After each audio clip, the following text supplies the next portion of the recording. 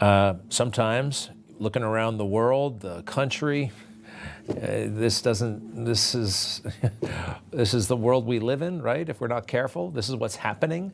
No one seems to be talking about religion all that much. Good Friday and Easter celebrated nationally quite differently, say 10, 20, 25, 50 years ago.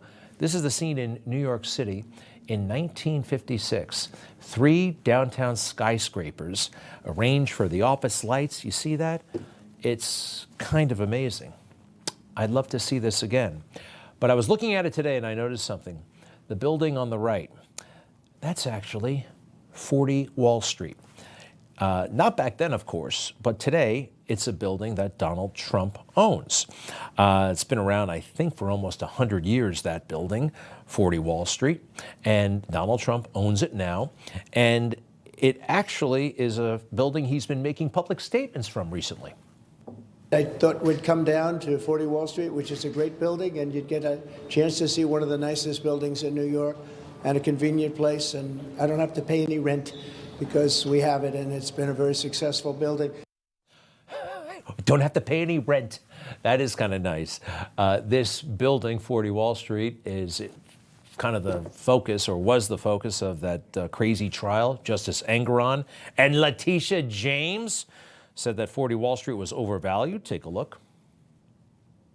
They received a series of bank-ordered appraisals for the commercial property at 40 Wall Street in New York City that calculated the value of the property at $200 million as of August 2010 and $220 million as of November 2012.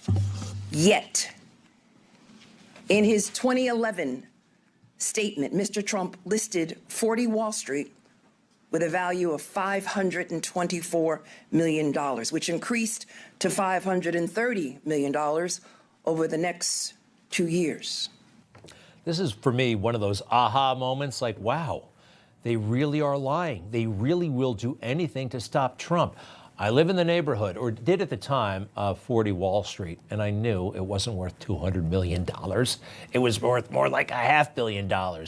Letitia James or Donald Trump, who knows more about real estate? All right, she says it's $200 million. Donald Trump said it was $500 million, right?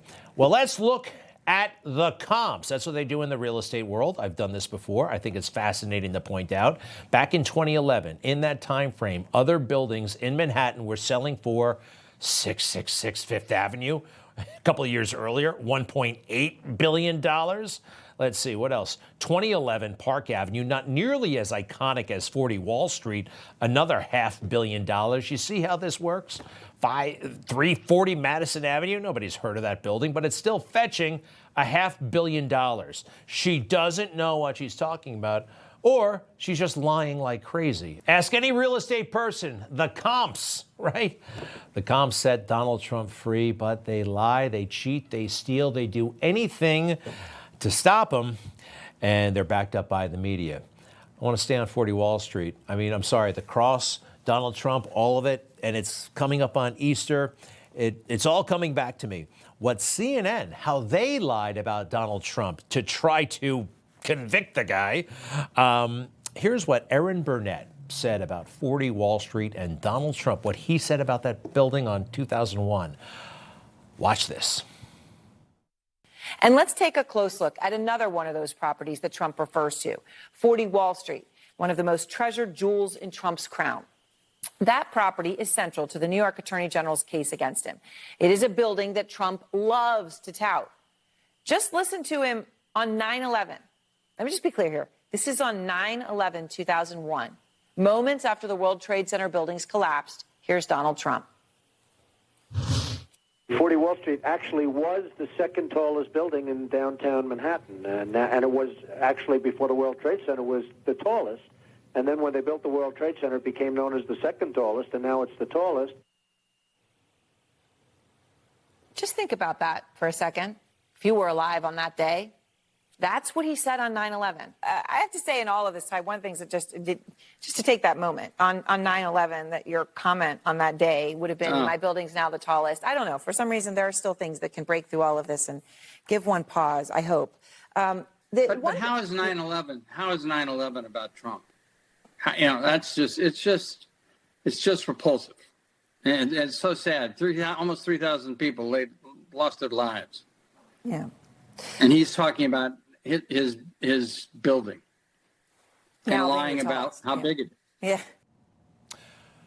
They're the repulsive ones, and their dishonesty. The man on the right with the beard, he actually was a lawyer for Trump, but he was really working for the swamp. All right. This to me is the holy grail of fake news moments, what you just saw, because this is what Donald Trump really said in that same interview on September 11th, 2001. For years, I've looked right directly at the building. I'd see the Empire State Building in the foreground and the World Trade Center in the background, and now I'm looking at absolutely nothing. It's just gone, and it's just hard to believe. There's nothing you can do when people are going to be bombing planes at your building. Now, I guess maybe the world is going to be changing, and maybe you're going to have F-16s flying all over the city, etc., but it's a pretty tough situation. The big thing that you really will have to do is never forget. You just can't forget that something like this happened. One of the very sad things is going to be when you look at the skyline of New York, which has become so emblazoned in your own memory, and you look at the skyline of New York and you see these buildings, these two buildings, whether you love them or don't love them, they were a great part of the skyline. And then when you look at the skyline after 2001, and you're going to see a skyline without these two buildings, you're going to say, what happened?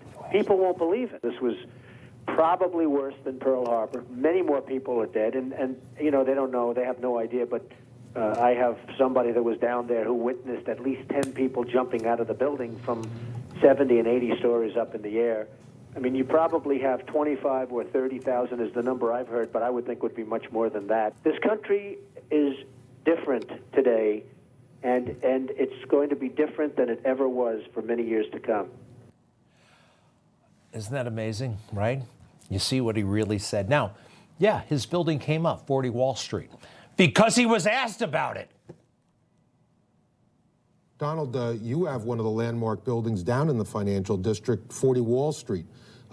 Did you have any damage, or did you know what's happened down there? Well, it was an amazing phone call I made. 40 Wall Street actually was the second tallest building in downtown Manhattan, and it was actually, before the World Trade Center, was the tallest.